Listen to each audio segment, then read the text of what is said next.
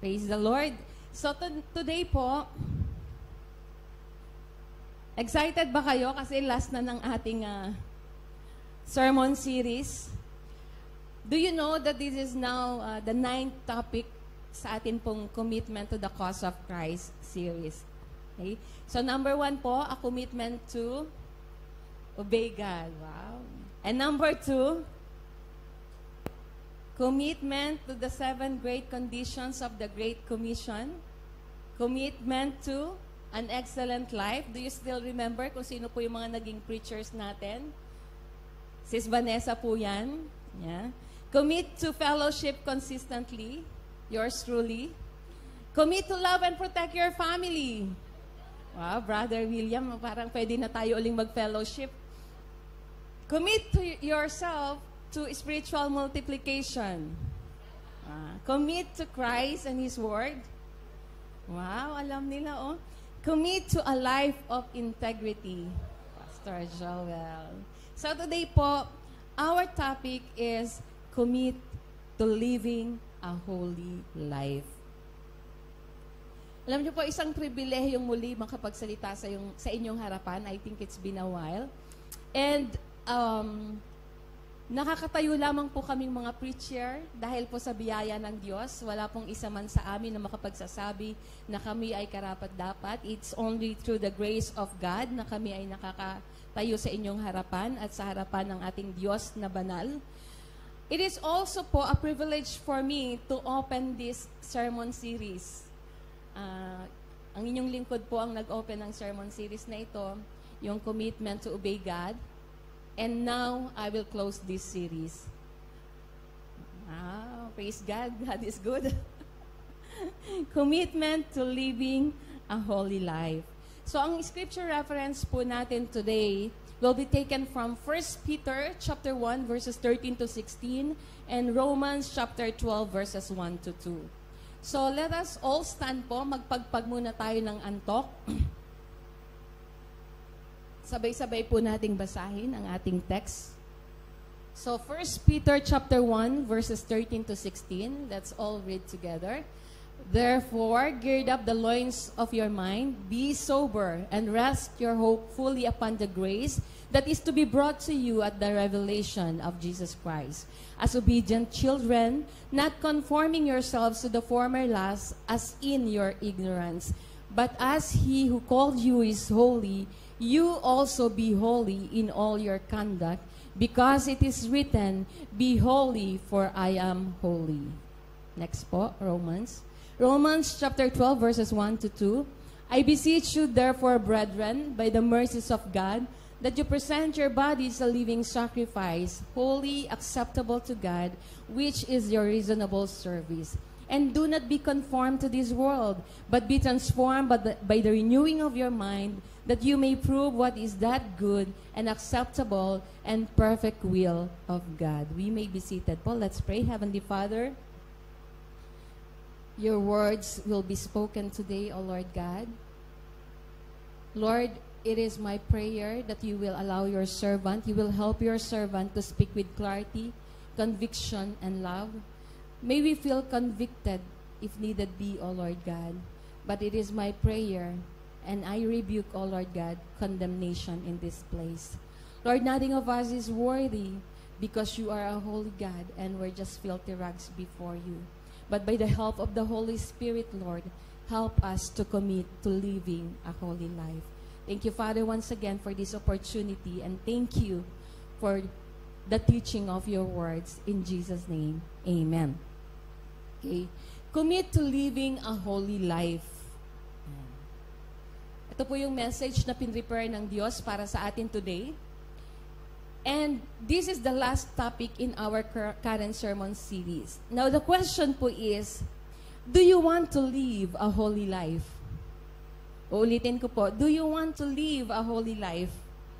Amen. So, yung iba po sa atin, confident that they want to live a holy life. I do. I want to live a holy life. We desire to live a holy life. Yun po yung desire ng ating mga puso. And I want to commit to living to that kind of calling na ibinigay po sa atin ng Panginoon. What about you? Are you willing? Amen. Praise God po. Salamat sa mga sumagot. Now, we live in a society that is so obsessed with happiness. Do you want to be happy? Maraming tao po gusto nilang maging happy. They are so obsessed with happiness. And a lot of people have anchored their actions and decisions in pursuit of being happy. Yung lahat ginagawa para maging happy kasi yun po yung desire ng kanilang mga puso. And for many, happiness is the end goal. When they are happy, that's it. Happy ako, kasama ko yung asawa ko. Happy ako, na-promote ako. Happy ako, I can buy anything that I want. Happy ako, I am with my family. Happy ako, hindi ako napapagod. And that's their end goal, to be happy. You know what, mga kapatid, sometimes people think that having a good life or having a happy life, living life to the fullest as the world describes it, is their best goal. Yung ito na yung gusto ko talagang mangyari sa buhay ko, maging happy ako, contented ako. I have a family, I have a good work, I have a good salary, I am sitting in a comfortable home. Yun po yung mga desire ng iba. And because people will do everything to be happy, some of them po, they will do anything para ma-achieve yung happiness. And some of them also, because they want to be happy, they go through some, in the journeys of their lives, they go through unnecessary pains, guilt, regret, and shame because they're saying, I must be happy. Kahit pagdaanan ko ito, basta ang importante ako ay maging happy. No matter what the cost may be. So to some extent, even if it means losing their soul or compromising their faith. But the Bible says, sabi po ng Matthew chapter 16, verse 26, for what is it to a man if he gains the whole world? For what profit is it to a man if he gains the whole world and lose his own soul? Or what will a man give in exchange for his soul? Now, as believers, the call for us is not to be happy. God did not call us to be happy, mga kapatid. Do you know that? Kasi sabi ni Jesus, if you want to follow me, take up your cross. Right? So God did not call us to be happy, but God wants us to be happy. I want to make clear on that kasi when we are willing to obey God, we not only have happiness, but we have joy. Joy, joy, joy into my heart. Mga kapatid, God did not call us to be happy. But God called us to be holy. Katulad po ng binasa natin today, God called us to be holy. Sabi po ni Peter, be holy because God is holy. Now, according to study, do you know po that the Bible mentions the word holy or holiness around 900 times in the Bible. Yung praise na holy, holy, holy mentioned twice in Isaiah and in the book of Revelation. Itong pareho pong ito, both times it occurs in the vision of a man who catches a glimpse of the throne room of God. Nakita po nila yung glimpse ng throne room of God. And first by the prophet Isaiah and then by the apostle John. Now, when a word in the Bible is repeated twice, it means it has a great importance. Do you agree with that? It has a great significance. Kapag sinabing isang beses, that's important. Kapag inulit, may great significance. So yung word na do not be afraid, palagi po natin itong naririnig, or do not worry, fear not, is mentioned 365 times in the Bible, which means God is giving us a daily dosage of do not be afraid, or do not fear, or do not worry. Amen? We love that. Once a day, binibigyan tayo ng dosage ni Lord ng do not fear. Di ba very encouraging? We love that. Pero alam niyo po ba, na ang word na holy or holiness mentioned around 900 times in the Bible, which means God is giving us a higher dosage of being holy. If do not worry or do not fear is mentioned 365 times, 1 times a day, the word holy or holiness ay kailangan pala natin. Mas kailangan natin, God is giving us more dosage of holiness. Sabi po, the higher daw the dosage sa medicine, kapag pinag-uusapan po ang medicine, the higher the dosage, the higher the need for healing. So there is an urgency. There is a need for all of us to live a holy life. Now, what is the meaning of holy? Ano nga po bang ibig sabihin ng holy? Kasi pag narinig natin yung salitang holy, parang medyo nakaka-intimidate, parang nakakatakot. Ano bang ibig sabihin ng word na holy? For us to be able to live a life we are called to live, we have to first understand what it means. We are called to live a holy life. So, kailangan pong maunawaan natin kung anong ibig sabihin ng holy. Alam niyo po, in Hebrew word, it is called Kodesh. Kodesh, which means sacred, hallow, or set apart. It means dedicated to God and made sacred, being separate or set apart for God. Para po mas madali nating maunawaan, it simply means anumang tinawag na banal or holy ay hindi dapat gamitin sa iba. Ito ay itinalaga, sagrado, walang bahid ng dungis, malinis, walang kapintasan, at busilak. Parang nung tinagalog natin, mas lalong nakakatakot, no? Parang mas lalong, ang hirap naman nun. Let's see po, ang toothbrush. Okay? Yung mga toothbrush natin po, hindi natin ginagamit pang toothbrush ng kuko sa paa, ng kuko sa kamay, o kaya pang toothbrush ng toilet, pang toothbrush ng lababo. Yung toothbrush natin, set apart siya. We use it only for our mouth. Hindi nga natin siya pinapagamit sa iba. Ewan ko po sa inyong mga mag-asawa kung naggagamitan kayo ng toothbrush. Pero kami po, I think, hindi. Siguro once lang, maybe nag-travel kami, wala kaming toothbrush na both. Pero we don't do that because even po yung mouth natin should be set apart kasi lahat, ang daming dumi ng ating mouth. So, ang spoon na ginagamit natin sa pagkain, hindi natin gagamitin na pang spoon ng lupa. Right? Yung shoes na ginagamit natin sa labas, hindi natin gagamitin sa loob ng bahay. Ang social, nakaboots sa labas, nakaboots din sa loob ng bahay. So, we don't do that. Ito po yung mga simpleng illustration of things that are set apart. May mga particular use itong mga bagay na ito. And as children of God, mga kapatid, we are called to be holy because our Father who is in heaven is a holy God. You know, in the Old Testament po, nung unang nagpakilala ang Diyos kay Moses, nung tinawag po siya, naalala niyo po yung kwento sa mga nakabasa na po, nung tinawag ng Diyos si Moses, at nung lalapit si Moses, sabi ni Moses, kasi tinatawag siya, Moses, Moses. Sabi niya, here I am. Hindi niya po alam kung sinong tumatawag sa kanya. And in Exodus chapter 3 verse 5, ito po yung sabi ng Diyos sa kanya, do not draw near this place. Take your sandals off your feet, for the place where you stand is holy ground. Set apart yung place na yon, hindi pwedeng suotan ng tsinelas because that is a holy ground. Meaning to say, that is for God. So it is a place that is set apart, holy, sacred, pure. Mga kapatid, our scripture reference today comes from 1 Peter. Ito pong 1 Peter chapter 1 verses 13 to 16.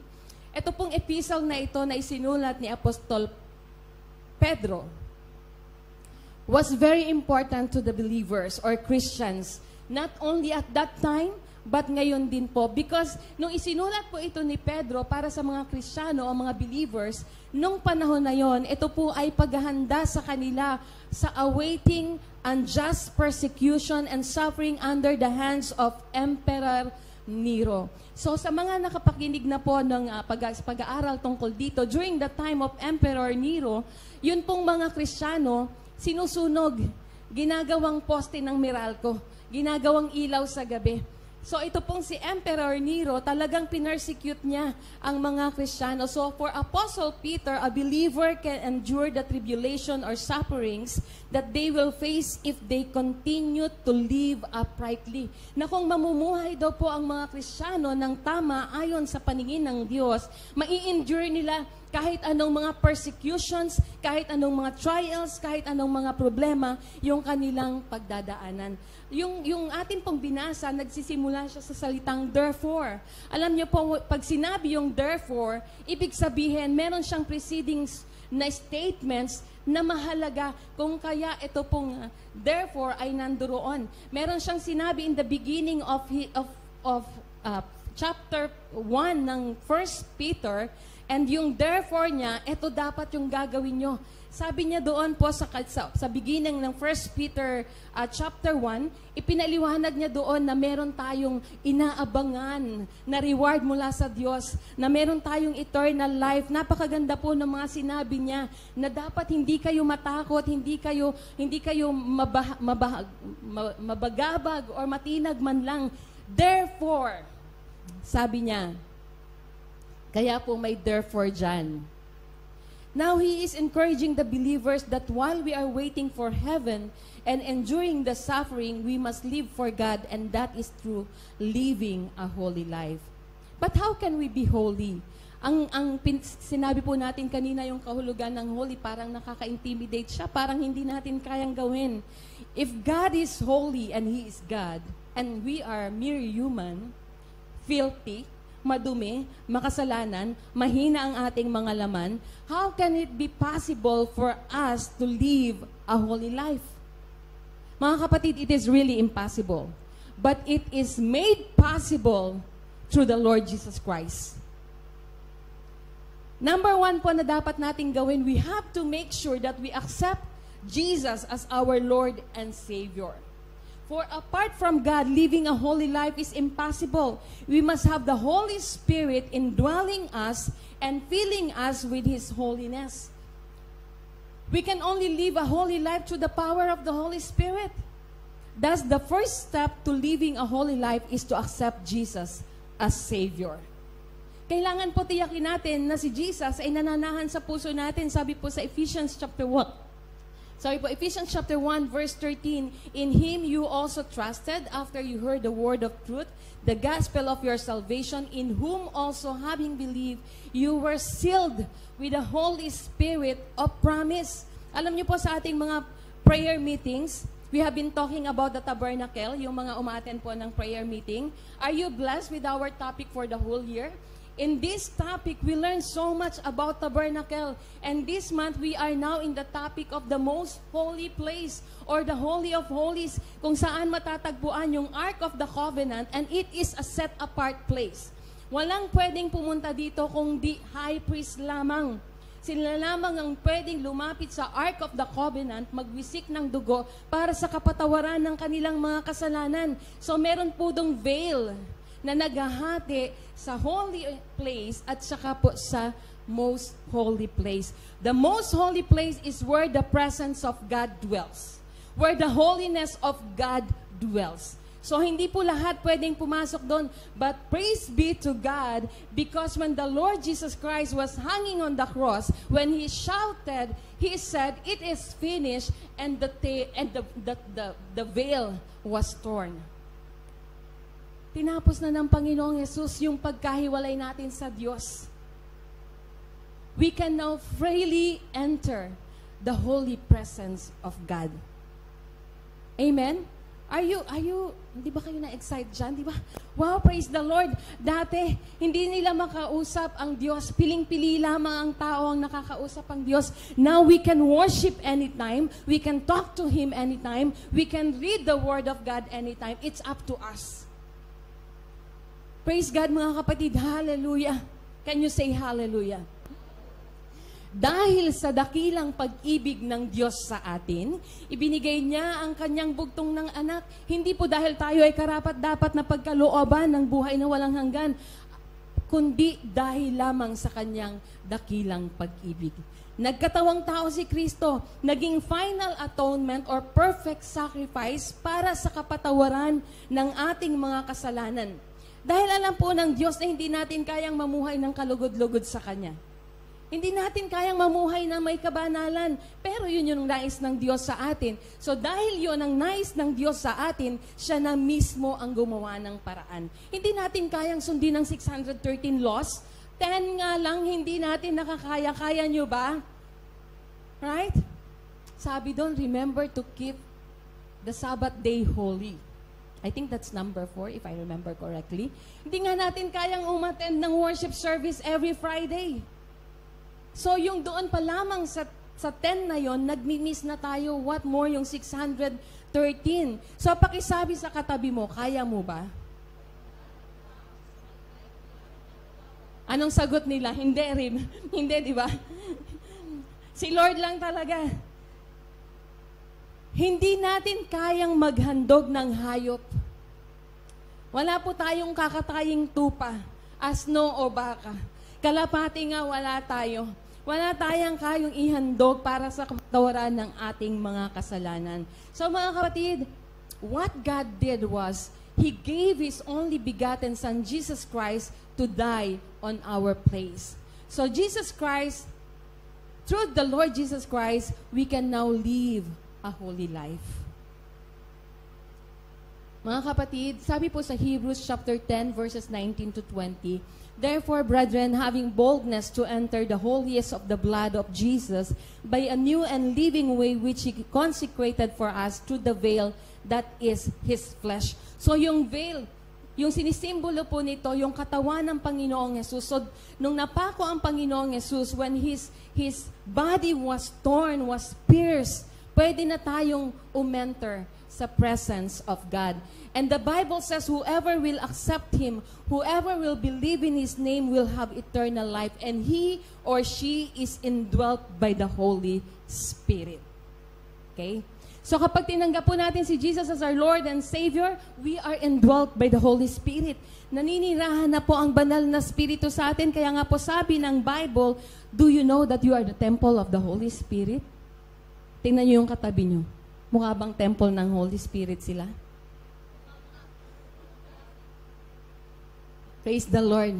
Mga kapatid, living a holy life does not mean living a perfect life. I will repeat it.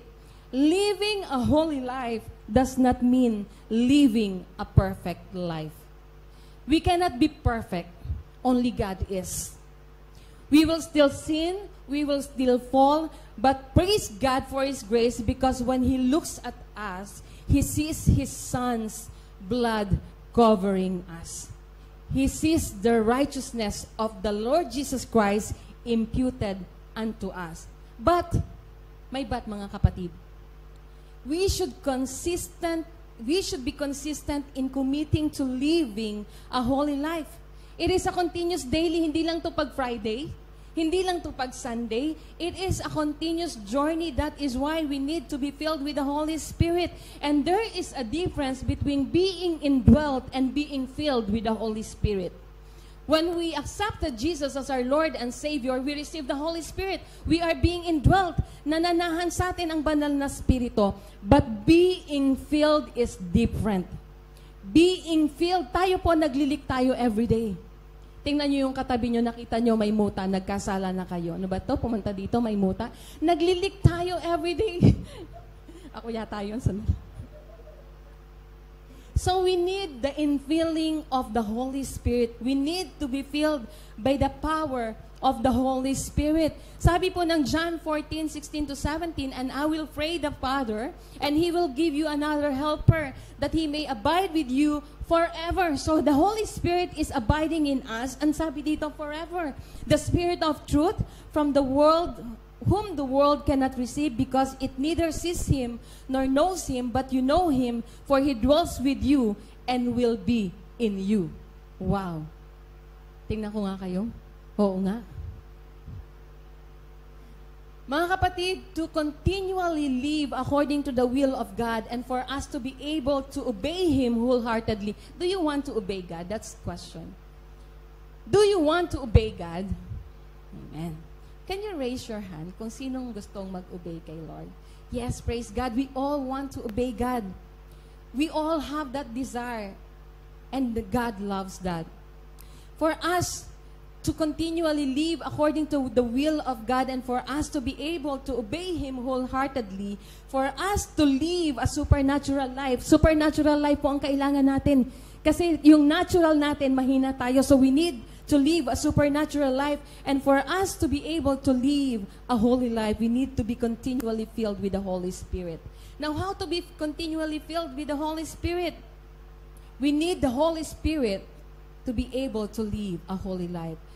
From the name itself, mga kapatid, ang pangalan ng Spirit na pinag-uusapan natin, Holy Spirit. So from the name itself, we will find holiness. So there are different kinds of spirits. Baka sabihin nyo po, ano ba yan? Spirit itong pinag-uusapan natin. There are different kinds of spirits. Ephesians chapter 6 verse 12. Marami pong nakaka-memorize dito. We do not wrestle against flesh and blood, but against principalities, against powers, against the rulers of the darkness of this age, against spiritual hosts of wickedness in the heavenly places.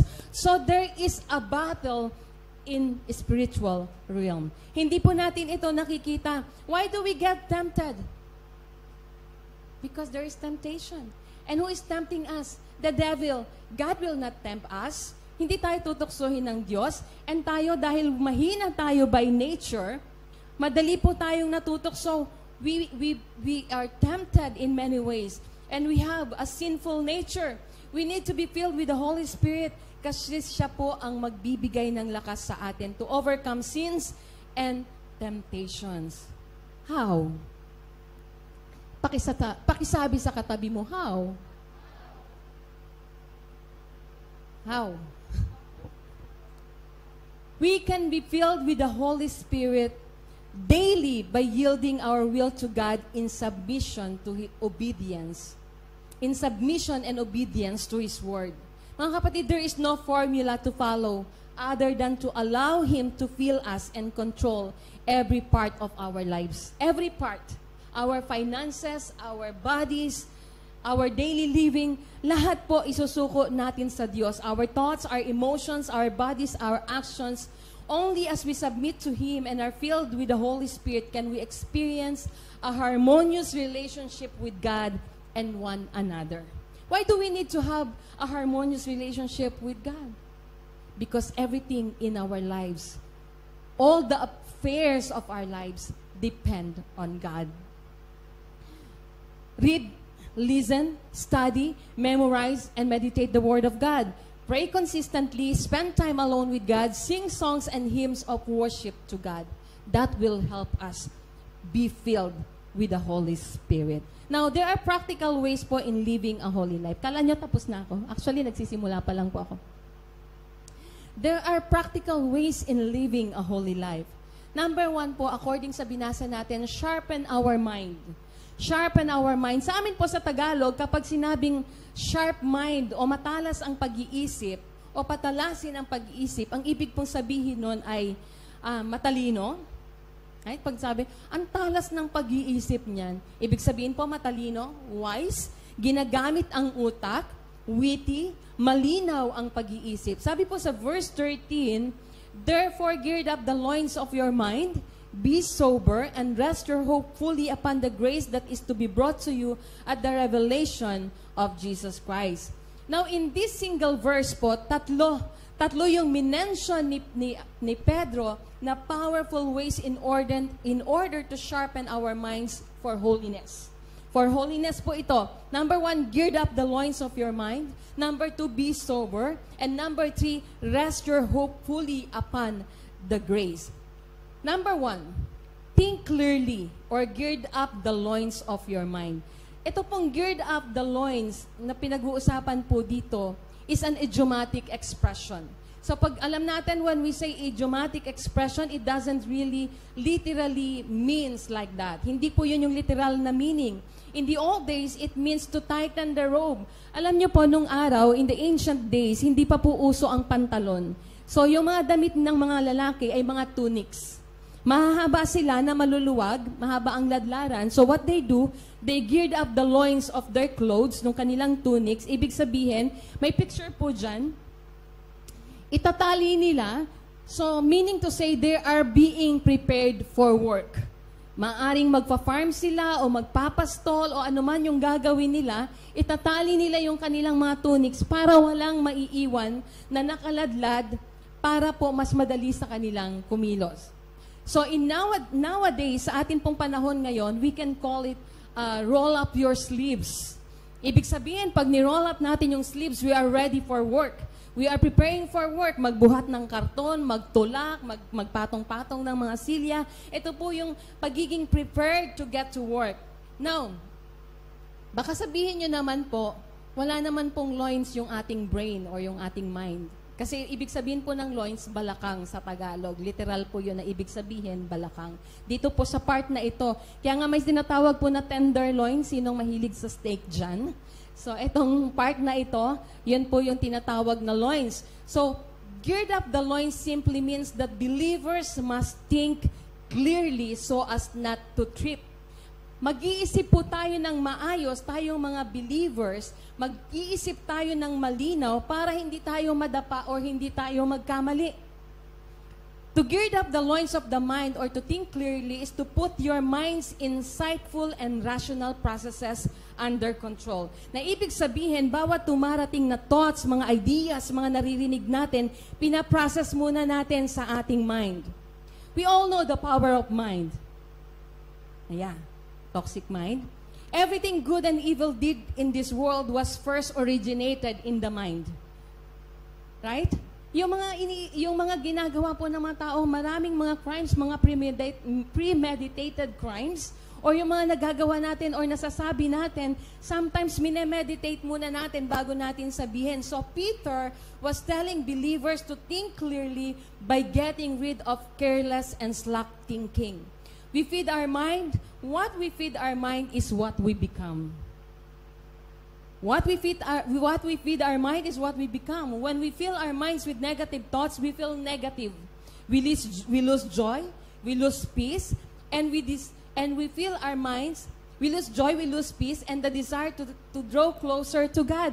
Nawawala po yung desire natin na mapalapit sa Diyos kasi toxic na yung mga pumapasok sa ating mga isip. That is why sometimes whenever we make mistakes, ang tendency natin lumalayo tayo sa Diyos. Kasi natotoxic na tayo. Iba na yung pumapasok sa ating isip. And mga kapatid, and in this event, we don't allow our minds to be idle. Dapat hindi po natin hinahayaan na maging idle tayo. Do you remember si David? Sa halip na nandun siya sa war, nag-idle siya. Gusto niyang mag-rest, mag-chill. So while he were resting, idle siya doon sa taas ng kanyang palasyo, nakita niya si Bathsheba na nagbabat. Ayun, natukso siya. Kinuha niya bilang kanyang mistress. So dapat po hindi natin ina-allow na maging idle ang ating mga mind. Alam niyo po, there is a saying that an idle mind is the devil's workshop. Kapag idle ang mind natin, ang devil, kung ano-anong ginagawa dyan, kung ano-anong mga ini-inject dyan. So in order to live a holy life, we must begin in our mind. We need to actively sharpen our mind by choosing and controlling what we think or what we believe in. Sa atin pong post-encounter, sa mga nag-post-encounter na at mga nagtuturo po ng post-encounter, meron po dong pagtuturo to think about what we think about. Think about what we think about. It is truly a rolling up your sleeve type of work. Because thinking clearly requires us to actively do the work of the mind. Every day we are bombarded by trash in social media, on television, and on the internet. Napakarami po nating nakikita. And even in conversations with people around us. Subukan nyo pong makipag-usap sa taong nega. Tendency, nega rin kayo. Right? If we choose the garbage of things around us to dictate the way we think, then we would not be able to think clearly. We will think garbage, and garbage is not holy. There's another saying, mga kapatid, your mind, if you're not careful, will be other people's garbage bin. Tatapunan kayo ng mga garbage ng mga tao sa paligid ninyo natin kung hindi po tayo mag-iingat. So that's the first one. Think clearly, gird up the loins of your mind. And second, think decisively or be sober. Pag sinabi ping be sober, ito po yung opposite ng lasing or drunk, right? Pag sinabing sober, it is associated in the context of not being drunk. But the term sober in this verse is not just not to be drunk. Hindi lamang po hindi pagiging lasing. It denotes a mind of being decisive. Yung alam natin kung paano magdesisyon ng tama, standing its ground, standing on what is right, and taking full control. Kapag sinabi pong lasing, ano yung unang pumapasok sa isip nyo? Bukod sa pasuray-suray. Wala sa sariling pag-iisip. Wala sa katinoan. Yes. Wala sa katinoan. That's very right. Pasuray-suray, alaman ng sinasabi or ginagawa, hindi nila makontrol. Sino dito yung nagiinom dati? Dati, ha? Dati. Pag sinabi nyo ngayon, dati, right? Nagiinom. Okay. Hindi ko po yan nakagawian kasi po may allergy ako sa kahit anong alcohol or wine. May allergy ako dyan. So, tumaas na ng kamay. Nakita ko na, huwag kayong mag-alala. So, dati pa naman po yun. So, kayo po mauunawaan ninyo yung nararamdaman nila, right? Na alam nila, aware sila, but they cannot control. Kasi isang beses po akong minom sa tanang buhay ko. Ay, dalawa po pala. Sorry. First po nung I was 18 years old, I think, uminom po ako ng beer. Lumabas po yung sangkatutak na rasya sa buong katawan ko. Ang lalaki nila. At iyak ako ng iyak at tawa ako ng tawa at the same time. Alam kong iyak ako ng iyak at tawa ako ng tawa, pero hindi ko siya makontrol. Hindi ko malaman kung bakit. So, I think that's the feeling of being drunk, right? And sober is opposite of that. Sober ay nasa katinuan. May tamang pag-iisip. May tamang pagdidesisyon. So to think decisively is to be alert. Being sober is staying fully in control of our minds. How do we do that? Mga kapatid, we must actively engage in the Word so we can activate the mind of Christ. We need the mind of Christ. And we have the mind of Christ. Sabi po ng 1 Corinthians chapter 2, verse 16, we have the mind of Christ. Actually, si Paul po, kinote niya po yung sinabi ni Isaiah sa chapter 40, verse 13 ng book of Isaiah. And to have the mind of Christ is to share the purpose, plan, and perspective of Christ. And it is something that all believers possess. Mga kapatid, the Bible says we have the mind of Christ. Do you believe that? If you believe that you have the mind of Christ, we must think soberly. I know it's not easy, but it is possible through the help of the Holy Spirit. Mga kapatid, we are set apart. We are in this world, but we are not of this world. Remember that. We are in this world, naninirahan pa tayo sa mundong ito. We are on a journey, but we are not of this world. We no longer belong to the world. Hindi na po tayo yung nasa dati nating buhay. Tayo ay mga bagong nilalang na. The Bible says, if anyone is in Christ, he is a new creation. All things have passed away. Behold, all things have become new. Pakitingnan yung katabi nyo, mukha bang bago yan? Bago. Bagong nilalang. Bagong ligo. Bagong gising daw. Okay, kanina po sabi natin, think clearly, sabi ni Apostle Peter. Think clearly, gird up the loins of your mind. Next po is think decisively or be sober. And number 3, yung third po is think hopefully. Rest your hopefully upon the grace. Now, how does hope fit in being holy? Everything, mga kapatid. When we are hopeful or looking forward to something, especially one that is good, it gives us the endurance for the waiting and anticipation. Do you agree? So if we are hopeful because we are waiting for something good, something beautiful, it helps us to endure, right? Kapag halimbawa hinihintay nyo yung inyong lifetime partner and you are premeditating in your mind na ang magiging lifetime partner ko ay, of course, number 1, man of God, God-fearing, okay? Number 2, matangkad. Pangatlo, di baling gwapo, okay lang, basta mabait. Yung mga tipong ganyan, yung mga matitipuno. So, when we are waiting for something that is good and beautiful, it helps us to endure. Right?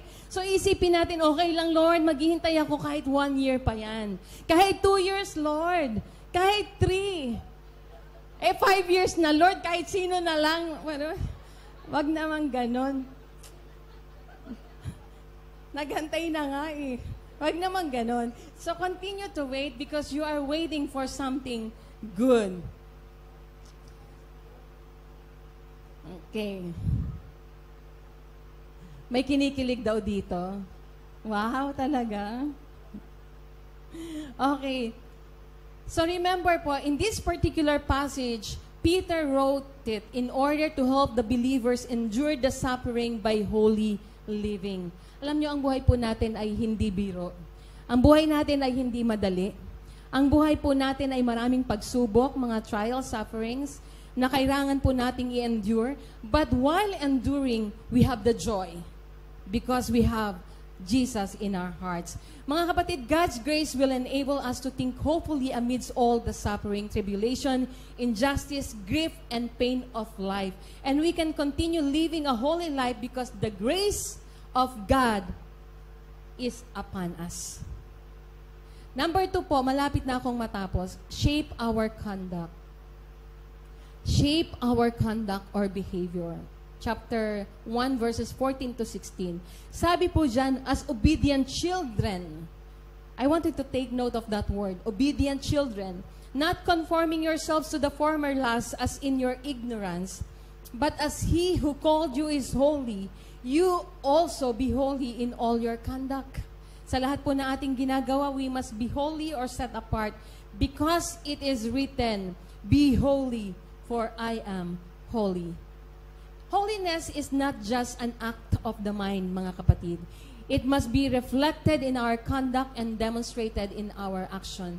So Peter addressed the people or the believers as obedient children of God. Remember that, mga kapatid, you have your new identity in Christ.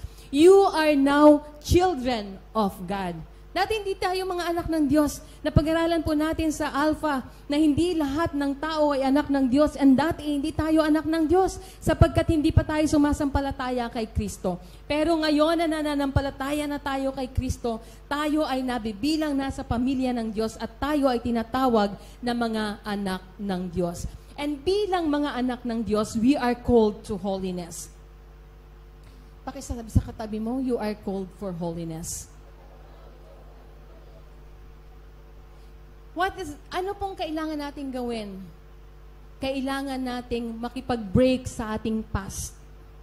Makipag-break tayo sa mga ex natin completely. Yung ating ex-life, ang ibig kong sabihin.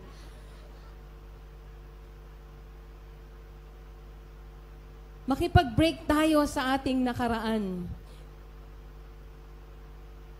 If we are to be considered as obedient children and if we are to fulfill God's call to holiness, it requires that we cut off the former or break off with the past.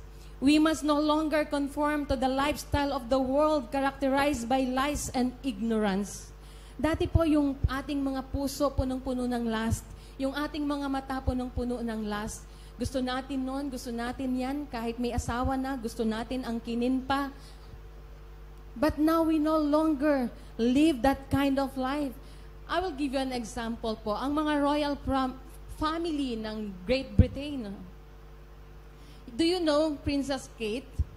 Princess Kate is not from royal family. She was a commoner. Ordinaryong tao siya katulad natin na nakapag-asawa ng isang royal. Wow, no? Parang Cinderella yung kanyang storya ng kanyang buhay. But you know what, mga kapatid, maraming nag-a-admire kay Princess Kate because though she doesn't come from a royal blood, and she is now called the Princess of Wales, dating title ni Princess Diana, na chika pa ng konti. So, you know what, mga kapatid, maraming uma-admire or humahanga sa kanya because when she married or she got married with Prince William, she adopted the life of being a royal. The way she acts, the way she speaks, the way she walks, nakikita niyo po ba? Full of grace. The way she smiles, full of grace. She easily adapted to the way of being a royal. You are part of a royal family. Actually, more than royal family of Great Britain because you belong to the family of God. You are the children of the King of Kings and the Lord of Lords. And always remember your identity, mga kapatid. Wherever you are a child of God.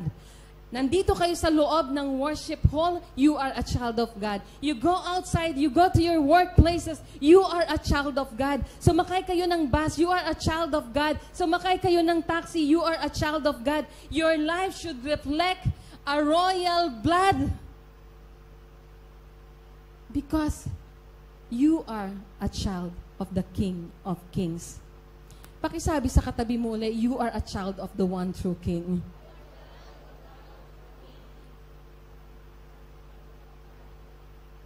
Brethren, as we obey God, we obey out of gratitude for what He did for us, and obedient living leads to holy living. And it all comes down to a choice. We have the choice. It's up to us. It requires choosing to run away from things that are not pleasing to God and choosing to run full pace towards those things that are on God's heart. And when we do, God will transform us from the inside and out. And He will use us to reflect His love to the world around us. Mga kapatid, you are set apart. Uulitin ko ulit, you are set apart. Pakisabi sa katabi mo, you are set apart. I am set apart. You are set apart. Your life is for God's glory. Our lives are for God's glory. May plano ang Diyos sa buhay natin. We are a vessel for God's use. You are a vessel for God's use. At ang vessel na ginagamit ng Diyos, hindi gagamitin para lagyan ng basura. Amen to that? I want you to say amen to that. Hindi ka basurahan, kapatid. You are a vessel for God's use. Mga kapatid, your lives, our life, is to be used for God's glory, separately for Him alone. We don't worship Him here on Fridays and Sundays and use our voices in video okay during weekdays. Kapatid, we cannot serve two masters. Your voice is from God, it belongs to God, and it is for God, it is not for video okay.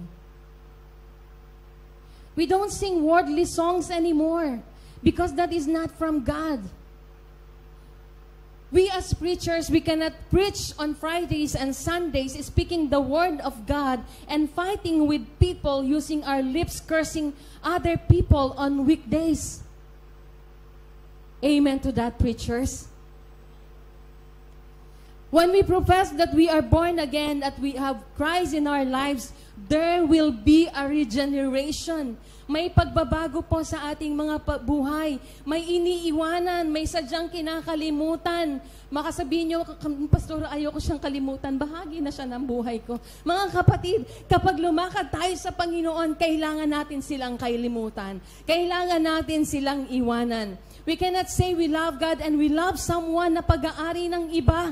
How can you love someone? Mayroon nang nagmamay-ari dyan. God's love is pure and holy. The love that the world teaches is lust, not a pure love.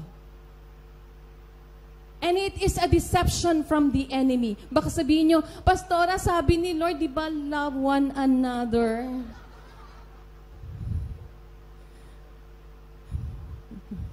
Mga kapatid, pure love is from God. A love that does not come from God is a deception from the enemy.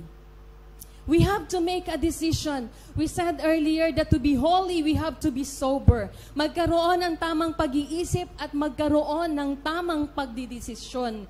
If meron ngayon, you're still watching pornography, you're still in wrong relationship, hindi nyo mapigilan ang inyong pagbibisyo, ang inyong pag-inom ng alak, ang inyong paninigarilyo, pagka-addict sa online gaming, at kung ano-ano pa, yung katamaran sa paglilingkod, gusto laging natutulog, ayaw umattend ng mga gawain, pag-reject sa panawagan ng Diyos sa iyong buhay, yung pagtalikod sa alamong pinapagawa ng Diyos sa iyo. Kapatid, we have our own weaknesses. I have my own weaknesses. Pastor Joel has his own weaknesses. May kanya-kanya po tayong kahinaan, but we need the power of God for us to be able to live a life that He has called us to live. I know that I cannot say that I am 100% holy and I have perfected it, mga kapatid.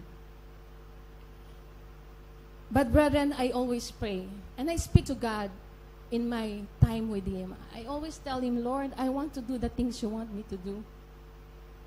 I want to live a holy life for you. I want to see the things you want me to see. I want to speak the words you want me to speak. I want to act the way you want me to act. I want to live a life that is honoring you. And that is always my prayer for you also, mga kapatid. In whatever we will do, we will glorify God. We cannot do it on our own. We need the help and guidance of the Holy Spirit. Brethren, there should be a yearning in our hearts to live a holy life. At least a desire.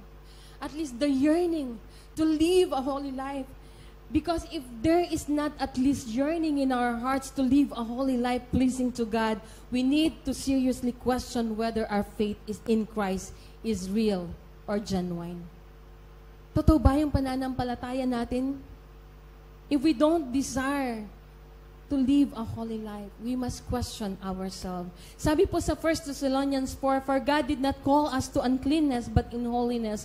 Therefore, he who rejects this does not reject man, but God, but who has also given us His Holy Spirit.